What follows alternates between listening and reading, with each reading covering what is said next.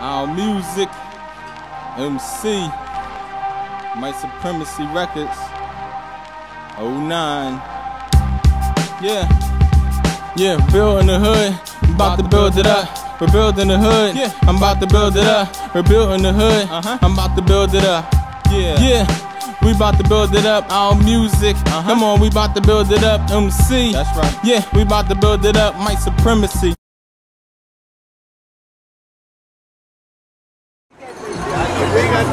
Welcome to this edition of Neighborhood News. I'm your host, Michael W. Pleasant, and we are on location at 17th and Jefferson. Why are we at 17th and Jefferson? Because my man David Dawu has written a book about 17th and Jefferson.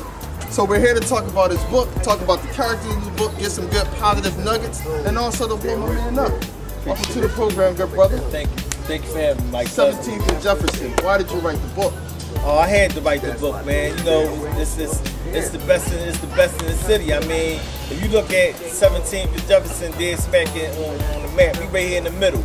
I mean, this was the mecca of thoroughness. You know what I mean? Back in the day, it still is. I mean, of course, you know, it's rained down because, you know how that go with the police and the drugs and the activities and stopped and slowed down tremendously. But I had to write a book because it was more than just about selling drugs down here. I mean, you had units of family that were thorough. That, I mean, when you came down here, you knew that, you know, you was around good people. Okay, you know? Okay, yeah. Now let's talk about some of the nuts and bolts of the book, because you mentioned that, you know, police activity, selling drugs. And I know in the book you talk about syrup and pills. Right. So in the book, are you actually glorifying syrup and pills and this epidemic that's kind of, you know, sweeping our neighborhoods up? Well, of course I'm not glorifying it, because any drug, I don't care what type of drug, it's bad. It's a destructive force in the community. So I'm not glorifying the drug, but of course I speak on the drug situation because it is what it is. Okay. You know what I'm saying? This is what people did to feed their families. But I say that whereas though back in the day, to me, my old heads and my family, you know what I mean, if they sold drugs, they did it not just to buy some cars or buy some shoes. They did it to feed their families and to find a legal avenue out of the situation they were in. Sure. So that's so to me, that was taking a negative and turning it into a positive. So that's my point that I want to bring out. I'm not glorifying drugs. Okay. Now let's talk about this a little bit. Taking this negative and making it into a positive. Because you spend some time upstate, you know, but you have this gift of writing. You have this talent and this passion for writing. So let's talk about how you were able to take that gift, that talent for writing, and translate it into this book. Well, basically, ever since I was small, I had a hell of an imagination. And still to this day, my imagination is just phenomenal. I can take it and put things together and put it into perspective and just give you a story that'll blow your mind. You know, I mean, I give you the full spectrum. Like I said, you know, being from Philadelphia, you have a high intellectual capacity almost anywhere in the nation. But if you stay here, you get caught up in the negative forces and pull you down. But I bring out the positive, man. I show you how to take the right way out. Yeah, let's talk about that a little bit, because, you know, brothers, unfortunately, sometimes when they get caught up in the system, they have a record.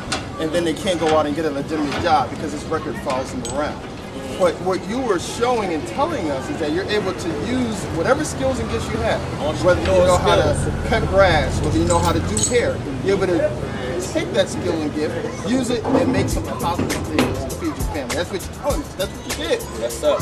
And this is what I want to get into with some of the brothers, because unfortunately, you know, when you go upstate, you know, you go down for a minute, you get a record. It's hard to get a legitimate job because they do background checks, right? And you can't get a legit job. But brothers such as yourself can use their talents and gifts, what they have inside of them, and make a business out of it. Yes, they can. Whether I want to cut grass, you know, whether I want to fix cars, do hair for the sisters, babysit, open up daycare, open up, you know what I'm saying, open up all types of, you know what I'm saying, it's like, you know, you can, like, book stands, you know, you can sell more than just drugs in the hood. There's so many things that you can sell. But I don't care if it's a t-shirt, a bottle of water. You know what I'm saying? But most importantly, to sell a story about what you've been through, that to me right there is the most significant, because basically you telling your life experiences, and it can help.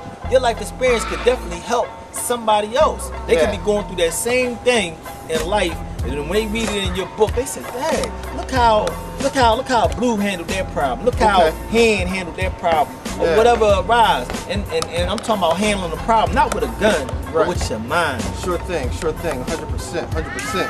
So what would you say to a brother who, again, may be, you know, caught up in the system, unfortunately can't get legit work. Right. So he doesn't go back to what he used to do and get caught up in the same thing. What do you say to that brother? What I say to you brothers, you gotta have something that you like. Everybody got a hobby. I don't care if it's playing basketball, playing video games, cutting hair, dressing, whatever you like to do the most.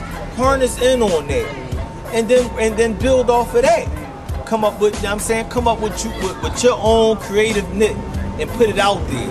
And then, you know what I'm saying, and then from there you got to think about what profit can I make off of this. Sometimes in the beginning you ain't gonna be able to make profit. I put out this book right here, I ain't make no profit, but it's out there.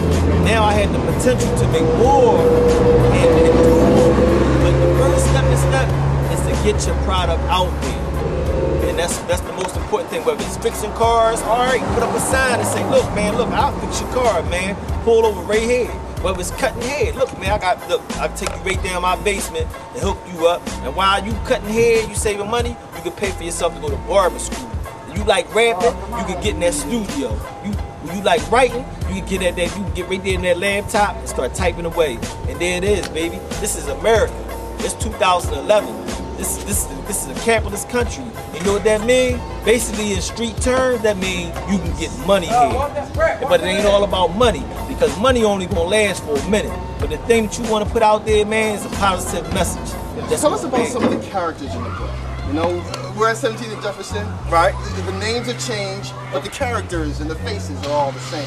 Right. Tell us about some of the scenarios and situations that the characters go through. Well, for the most part, you know, my family, you know what I'm saying, you know, I changed the names around, you know what I'm saying, I'm Lim in the book, my cousin is Hand in the book, but you know, I ain't gonna put nobody's real name out there, but it's you know what I'm saying, if you from around here, when you read this book, or you used to come down here, you're gonna be like, "Hey, that's such and such character, or that's such and such character." And then you might be able to get the right character, you might not be able to, but if you from here, you gonna know who's who. Yeah. And I say that, but I say the characters in my book, they real, because this 17th and Jefferson, I mean, they good people. Sure. I mean, you got some characters that do some slimy things, and you got some characters that do some very good things for the community. Okay. So, you know, and it's a good book, man. It's just, you gonna love the characters of juicy, from the females, the matriarchs around here that held it down, to the old heads, to the young boys. You know, this is the breeding ground for thoroughness right here, 17th and Jefferson. Even if you didn't do drugs, Mike, you used to come down here just to hang out with the people from around here. I got you. Let's talk about this book a little bit, because I know that you are self-published. And it takes a certain amount of independence, a certain amount of go-getting to be self-published. Why did you So I say I'm gonna just take the independent route, and look past the money part of this, and look and keep my creative control, and make sure that when I put this out, it's gonna be something that's authentic, something that I know that came from my heart, that everybody around here can vouch for. Okay, all right. Let's talk about role models for a minute, because I consider you a role model. Right. Not just to 17th Jefferson, but to me, I consider you a role model, because you took on that independent thing, you know, you did your own thing, and you went forth and did it. So let's talk about role models in our community, because I don't think that we have enough that you can physically touch. You know what I'm saying? A lot of the role models that our kids see there on TV, they're not in their neighborhood. So how can we get the role models more into our neighborhoods, more into our streets, more into actually dealing with our kids? Well, Mike, what you said about role models, I kind of agree with you, but then again, I kind of don't agree with you as far as role models, because it's role models right here in front of us. It's dudes that go to work every day. It's females that go to work every day. Yes, sir. I'm talking about 9 to 5. And that's the role model to me. When I see somebody going to work, I say, look, this guy ain't selling no drugs. He ain't knocking nobody outside their head. He's going to work, and he getting his paycheck, and he putting food in his kid's mouth.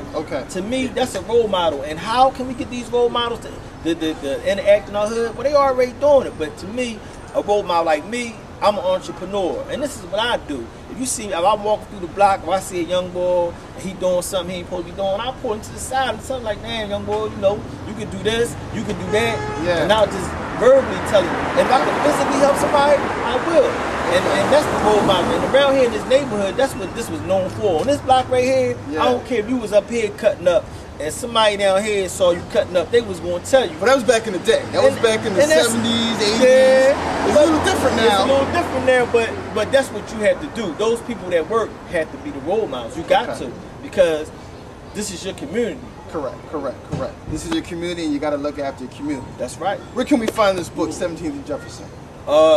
And this book gonna be everywhere. On every bookstand, 52nd and Market, Broad, Germantown Avenue, Black and Noble, Horizon Bookstore, basically anywhere where they got a stand, you're gonna be able to find this book. Because this book right here is this is like the Bible of Philly. 17th and Jefferson is dead smack in the middle of Philly. Yeah. And I don't care who you was, I don't care if your grandma, your grandpa, they know about 17th and Jefferson. This right here, this block right here was, I'm telling you, used to be a bar right there on the corner of 17th and Madison. And that joint was off the hook, man. I'm talking about, man, look, read this book, man, and find out, man, how it was going down. It ain't like it is back in the day, but guess what, baby? It's in this book. And if you want to read something about, I'm talking about the deceit, the violence, the drugs, the unity, the love. Okay. All that's mixed in. All that's mixed in, baby. Dedicated stuff. Sometimes you have roadblocks. You have like you said, when you first started, you didn't make no money off this book. But it's out there. You're following your dream, you're following your craft, and you're doing your thing. Right. Dedication. Speak on that from you. Dedication is this. Dedication is, man, getting up in the morning when as though you know you gotta be somewhere to meet somebody to deal with the graphics, deal with the printing, to deal with the typesetting, and that's my dedication. My dedication is not going in my past. And my past was being a drug dealer, being a bad guy, not on purpose, but that's what I knew. That's what I thought that I could only do to make money. So dedication is abstaining from the bad and going and moving toward the positive, moving toward the good. That's, to me, that's dedication. And dedication is making a promise to yourself, like, look, man, I'm not going to do something to jeopardize me going back to prison, or do something to jeopardize, you know what I mean, me hurting my community. And I'm gonna do something. Dedication is I'm gonna do something positive today that's gonna put food in my family mouth, but legally. Gotcha. Legally. So, you've been watching Neighborhood News. I'm your host, Michael W. Pleasant. We've been rapping with my man David Dawood about his book 17th and Jefferson. Make sure you keep an eye out for it because it will be coming your way. Thanks for joining us. Well, Mike, what you said about role models, I kind of agree with you, but then again, I kind of don't agree with you as far as role models, because it's role models right here in front of us. Okay. It's dudes that go to work every day. It's females that go to work every day. Yes, sir. I'm talking about 9 to 5, and that's the role model to me. When I see somebody going to work, I say, look, this guy ain't selling no drugs. He ain't knocking nobody outside their head. Yeah. He's going to work, and he getting his paycheck, and he putting food in his kid's mouth. Okay. To me, that's a role model. And how can we get these role models to interact in our hood? Well, they already doing it. But to me, a role model like me, I'm an entrepreneur, and this is what I do. You see, if I walk through the block, if I see a young boy, he doing something he ain't supposed to be pointing to the side and something like, man, young boy, you know, you can do this, you can do that. Yeah. And I'll just verbally tell you. And if I can physically help somebody, I will. And that's the role model. And around here in this neighborhood, that's what this was known for. On this block right here, I don't care if you was up here cutting up, and somebody down here saw you cutting up, they was going to tell you. But that was back in the day. That was back in the 70s, 80s. Yeah, It's a little different now. It's a little different now, but that's what you have to do. Those people that work have to be the role models. You got to, because this is your community.